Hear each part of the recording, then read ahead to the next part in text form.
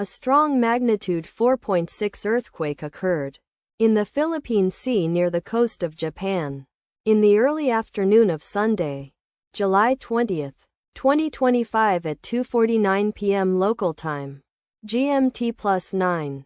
The quake had a moderate depth of 274 kilometers, 170 miles, and was not felt, or at least not reported so.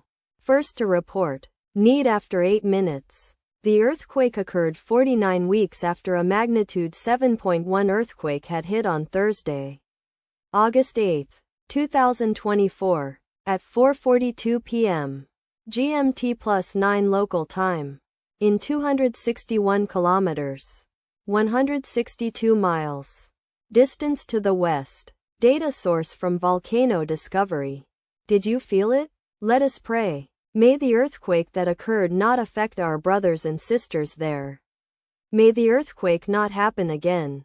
And may God protect everyone. Amen.